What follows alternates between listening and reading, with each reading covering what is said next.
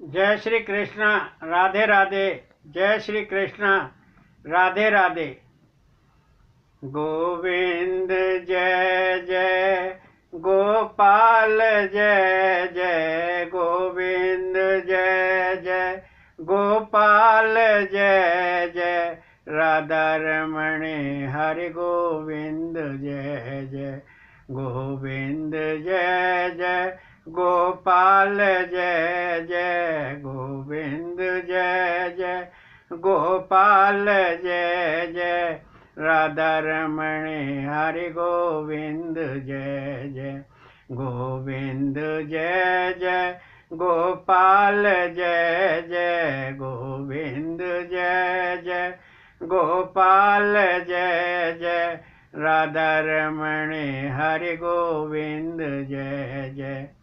सुखदेव जी वर्णन करते हैं कि राजन, गत कथा प्रवचन में आपने श्रवण किया कि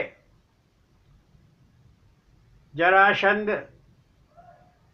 17 बार हार चुका है और 18वीं बार वह मथुरा पर आक्रमण के लिए आया हुआ है। मथुरा को चारों ओर से घेर रखा है। काल यवन धौलागिर में भस्म हो चुका है। सुखदेव जी वर्णन करते हैं कि राजन, आज आपको एक दिव्य कथा का पारायण कराते हैं। भगवान श्री कृष्ण धौलागिर से वापस मथुरा आए तो उन्होंने देखा कि 3000 मलेच्छ जो यवन के साथ आए थे मथुरा को घेरे हुए हैं। भगवान श्री कृष्ण और बलराम ने 3000 मलेच्छों को यमलोक पहुंचा दिया और भगवान ने विचार किया कि जरासंध की 13 अक्षुणी सेना ने मथुरा को चारों ओर से घेर रखा है। अब के प्रबल वेग के साथ आया हुआ है कि अब के मेरी विजय निश्चित है। भगवान श्री कृष्ण ने विचार किया कि ब्राह्मणों का वचन झूठा न हो जाए, क्योंकि जरासंध ने यज्ञ कराया था। ब्राह्मणों ने कहा कि राजन, अब की बार 18वीं बार आप मथुरा पर चढ़ाई कीजिए, आपकी विजय अवश्य होगी। और जरासंध ने उन ब्राह्मणों से कहा कि यदि मैं नहीं जीता तो तुम्हें जिंदा मार दूंगा। भगवान श्री कृष्ण ने विचार किया कि ब्राह्मणों का वचन झूठा न हो जाए, उनकी बात सत्य हो तो जरासंध की विजय होनी चाहिए। बलराम और कृष्ण जरासंध के सामने से बड़ी तेजी से भागे और जरासंध पीछे पीछे, बलराम और कृष्ण आगे आगे। बलराम और कृष्ण भागते भागते प्रवर्षण गिर पर चढ़ गए और जरासंध ने विचार किया कि ये पहाड़ में कहीं छिप गए हैं। उसने पहाड़ के चारों ओर आग लगवा दी कि ये दोनों बलराम और कृष्ण यहीं आग में जलकर भस्म हो जाएंगे।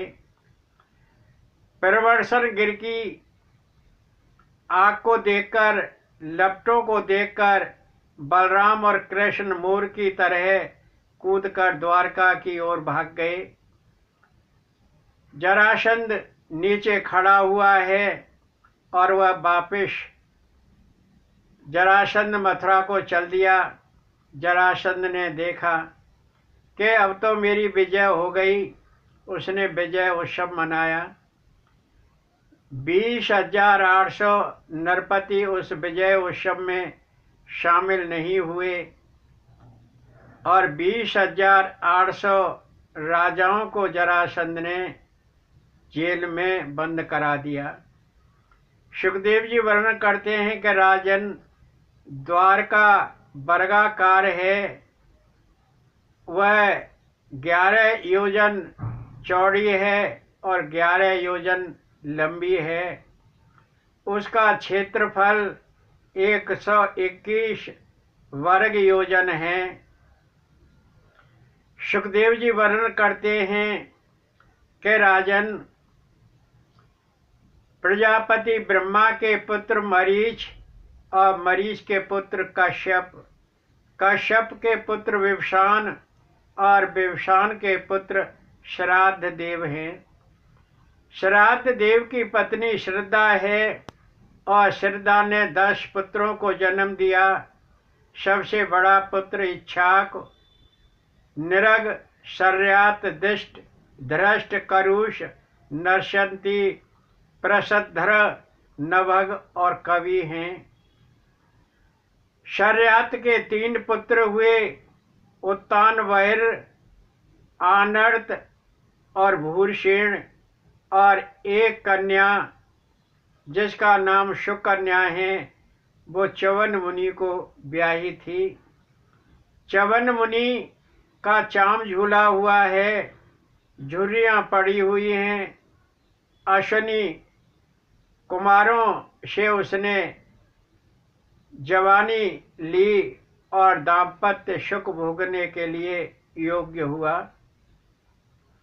सुखदेव जी वर्णन करते हैं कि राजन, शर्यात के पुत्र आनर्त का पुत्र हुआ रेवत, जिसने समुद्र में कुश स्थली नामक नगरी बसाई थी। रेवत के 100 पुत्र थे। बड़ा पुत्र ककुजमी था। ककुजमी बड़ा वेदज्ञ, धर्मज्ञ और प्रजा हितैषी था। ककुजमी की पुत्री रेवती है। ककुजमी सतयुग का राजा है। सतयुग निकल गया, त्रेता युग निकल गया, द्वापर युग आ गया। राजा ककुजमी ने सोचा कि कन्या का विवाह कर देना चाहिए।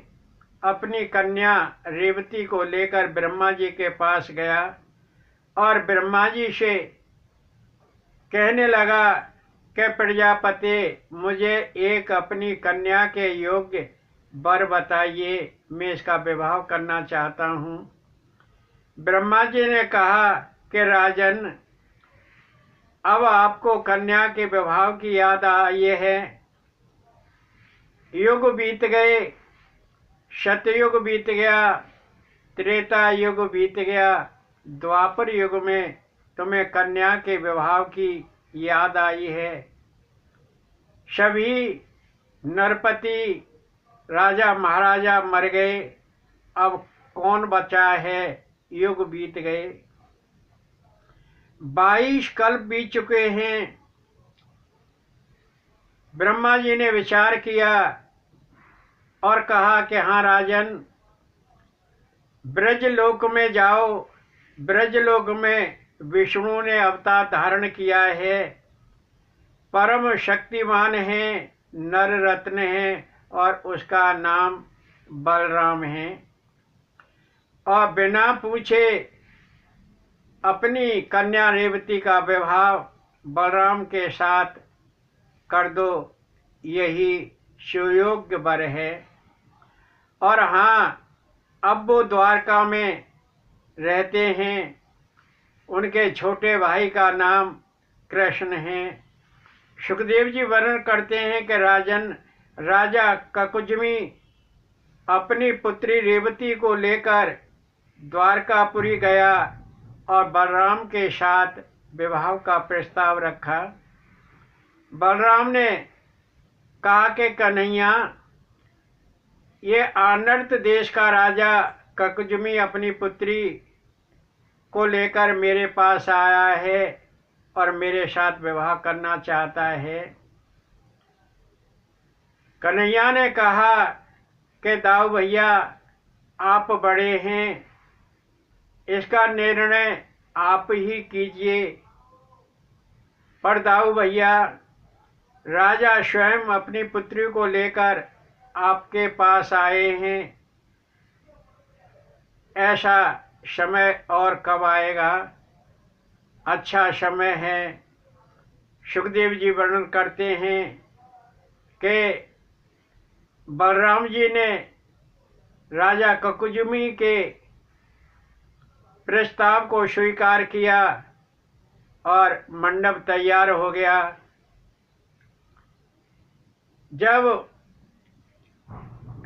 कन्या रेवती के फेरों का समय आया तो ब्राह्मण बड़े सोच में पड़ गए कि फेरे किस प्रकार से कराए जाएं, क्योंकि कन्या शतयुग की है। कन्या की लंबाई 32 फुट है, अर्थात 21 हाथ है, और बलराम द्वापर के हैं, इनकी लंबाई 11 फुट है, अर्थात 7 हाथ है। ब्राह्मणों ने विचार करके बलराम से कहा कि प्रभु, इसका समाधान आप ही कीजिए, जिससे हम आपके साथ इस कन्या के फेरे करा सकें। बलराम जी ने योग बल से उस कन्या की लंबाई जो 32 फुट थी 11 फुट की, अर्थात 21 हाथ से 7 हाथ की। तब ब्राह्मणों ने रेवती के फेरे बलराम के साथ कराए। इस प्रकार रेवती का विवाह बलराम के संग संपन्न हुआ। सुखदेव जी वर्णन करते हैं कि राजन, सतयुग में मनुष्य की लंबाई 32 फुट 21 हाथ की होती थी और आय 1 लाख वर्ष थी। त्रेता युग में मनुष्य की लंबाई 1000 वर्ष की होती थी और द्वापर युग में मनुष्य की लंबाई 11 फुट यानी 7 हाथ और आय 1000 वर्ष की। और इस कलयुग में मनुष्य की लंबाई 5 फुट 5 इंच अर्थात 3.5 हाथ है और आय 100 वर्ष की है। सुखदेव जी वर्णन करते हैं कि इस प्रकार रेवती का विवाह बलराम के संग संपन्न हुआ। सुखदेव जी वर्णन करते हैं कि राजन, देवर्षि नारद जी एक बार द्वारकापुरी गए और कृष्ण से कहने लगे, एक कुंडिनपुर में राजा भीष्म की पुत्री है, उसका नाम रुक्मिणी है। मैं कुंडिनपुर में आपकी लीलाएं श्रवण कराता रहता हूँ और रुक्मिणी आपकी लीलाओं को श्रवण करती है। वो आपका स्मरण करती रहती है, आपको याद करती रहती है। सुखदेव जी वर्णन करते हैं कि राजन,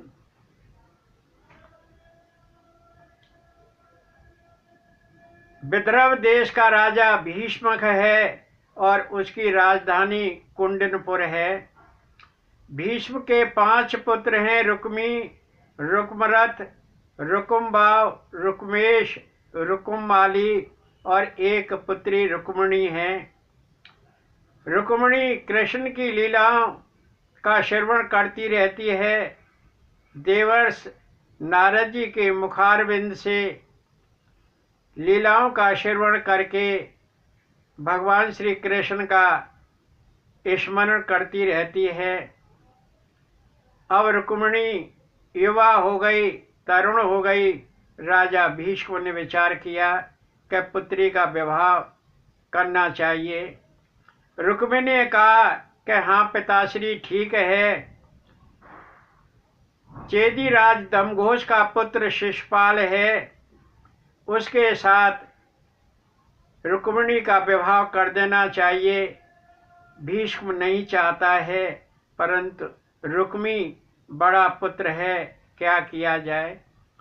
जब रुक्मिणी को पता लगा कि मेरा भाई मेरा विवाह शिशुपाल के संग करना चाहता है और मैं शिशुपाल को नहीं चाहती, मैं तो कृष्ण को चाहती हूँ, तो वह बड़े सोच में पड़ गई।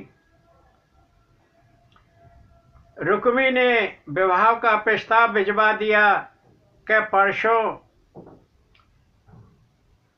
दमघोष से कहा कि परसों आप बारात लेकर कुंडनपुर आ जाएं।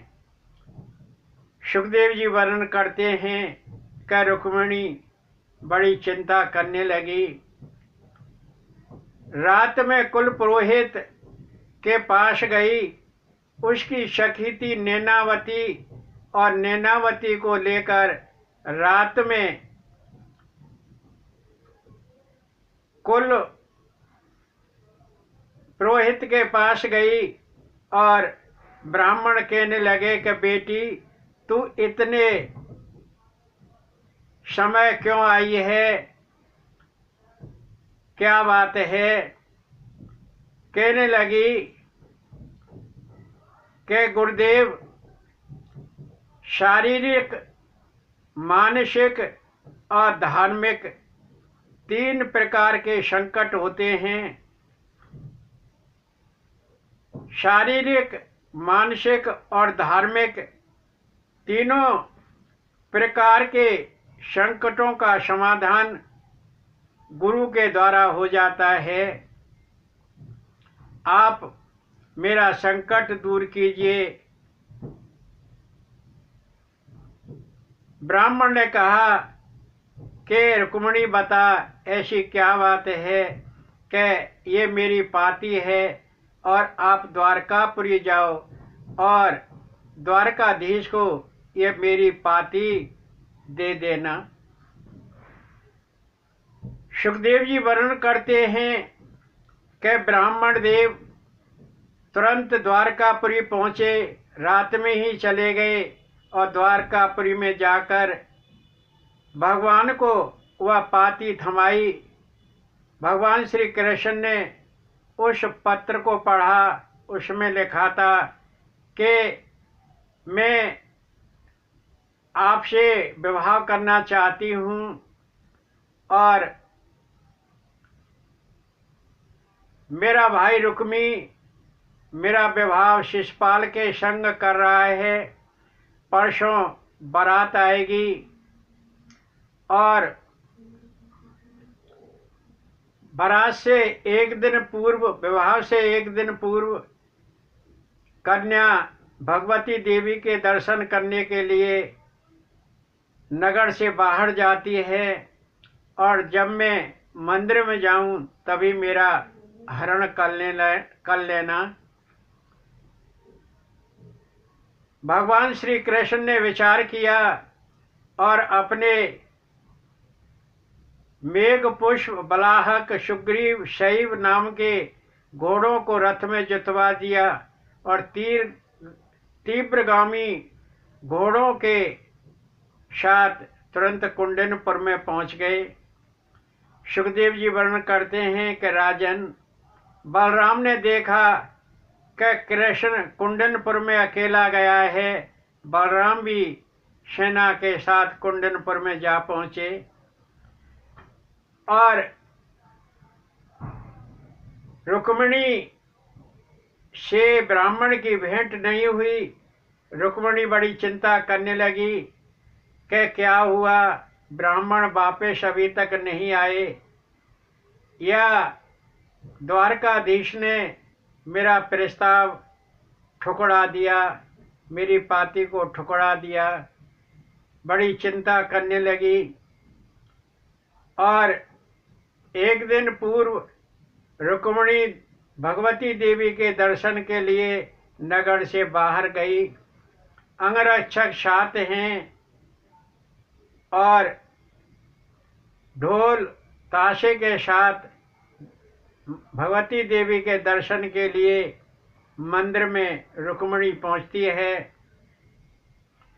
और भगवती देवी के दर्शन करती है। बड़ी बूढ़ी नारियां उसका माथा भगवती देवी के सामने झुकाती हैं, हाथ फेरती हैं, लेकिन रुक्मिणी को तो यही चिंता लगी हुई है कि मैं क्या करूं। न तो ब्राह्मण ने मुझे आकर खबर दी और न द्वारकाधीश ही इधर आए। तो वो देवकी वह भगवती देवी की पूजा करती जाती है और मन में विचार करती है। पूजा का अंतिम समय आ गया तो रुक्मिणी किस प्रकार से भगवती देवी से विनय करती है। मेरे काहे प्रीतम खेवैया, मोय मिला दे भगवती मैया। मेरे कहाँ है प्रीतम खेवैया, मोय मिला दे भगवती मैया। तू बिंदुवासिनी अम्मा काली, तू दुर्गा भवानी शेरा वाली। तू बिंदुवासिनी अम्मा काली, तू दुर्गा भवानी शेरा वाली। मैं तेरू द्वारे तेरे मैया, मोय मिला दे भगवती मैया। मेरे कहाँ है प्रीतम खेवैया, मोय मिला दे भगवती मैया। फल फूल चढ़ाऊं मैं प्यारी, मिष्टान चढ़ाऊं भरे थारी। फल फूल चढ़ाऊं मैं प्यारी, मिष्टान चढ़ाऊं भरे थारी। तेरी ज्योते जलाऊं मैं मैया, मोय मिला दे भगवती मैया। मेरे कहाँ है प्रीतम खेवैया, मोय मिला दे भगवती मैया। मोय तेरा एक सहारा, नहीं दिखे मामोए किनारा। मोय तेरा एक सहारा, नहीं दिखे मामोए किनारा। सुनी मांग भरा मेरी मैया, मोय मिला दे भगवती मैया। मेरे कहाँ है प्रीतम खेवैया, मोय मिला दे भगवती मैया। रुक्मिणी पहनाए देवी माला, वो तो पहन खड़ा वंशी वाला। रुक्मिणी पहनाए देवी माला, वो तो पहन खड़ा वंशी वाला। आशीष दे गिरजा मैया, मोय मिला दे भगवती मैया। मेरे कहाँ है प्रीतम खेवैया, मोय मिला दे भगवती मैया। पूजा के अंतिम क्षणों में रुक्मिणी मैया को टेढ़ती है कि मैया मुझे प्रीतम से मिला ले। मैया क्या चमत्कार करती है। जब रुक्मिणी भगवती देवी को माला पहनाना आरंभ करती है और देवी मैया पीछे अंतर्धान हो जाती है और भगवान श्री कृष्ण साक्षात मूर्तवान हो जाते हैं। रुक्मणी की माला जो देवी के गले में पड़नी चाह रही थी, वो भगवान श्री कृष्ण के गले में पड़ी। जय श्री कृष्णा, राधे राधे। और भगवती देवी ने उसको आशीर्वाद दिया, धन्य है रुक्मणी तू, तेरी इच्छा पूर्ण हुई। भगवान श्री कृष्ण तुरंत अंतर्धान हो गए। अब रुक्मणी इधर उधर देखती है कि कहाँ गए, किधर गए, और वो दरवाजे की तरफ बाहर आती है तो स्वर्ण रथ दरवाजे पर खड़ा हुआ है। भगवान श्री कृष्ण ने रुक्मणी का हाथ पकड़ा और रथ में चढ़ाई और घोड़ों को एड़ लगाई। द्रुतगामी घोड़े द्वारका की ओर दौड़ने लगे। सारे अंगरक्षक जो रुक्मणी के साथ आए हुए थे देखते रह गए। नगर में शोर हो गया कि कृष्ण रुक्मणी का हरण करके ले गया। और सारे योद्धा दौड़ने लगे पीछे और कृष्ण का रथ आगे आगे, सारे योद्धा पीछे पीछे।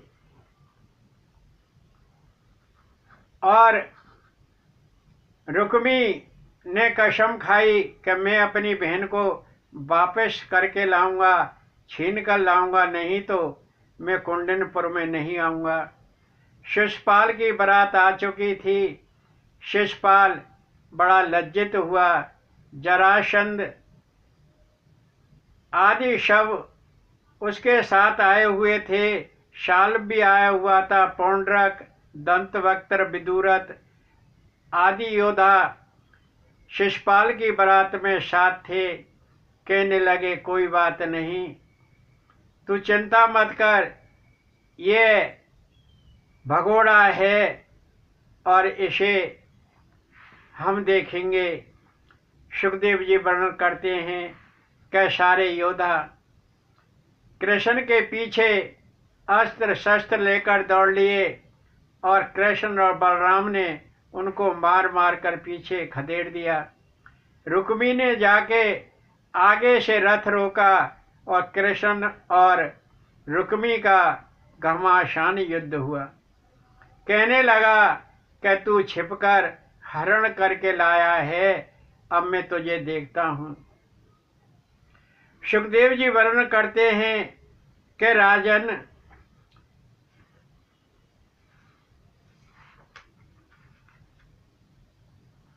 रुक्मी का और कृष्ण का युद्ध खूब हुआ और कृष्ण ने उसको धड़ दबोचा, उसके बाल पकड़ लिए और एकदम रस से उतरी। रुक्मणी का कि प्रभु आप इसे जान से मत मारो, ये आपका शाला है, मेरा भाई है।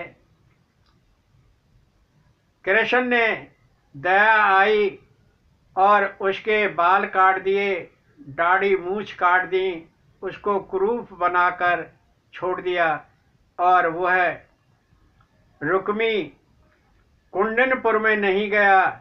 उसने भोजकट नाम का नगर बसाया और वहीं रहने लगा।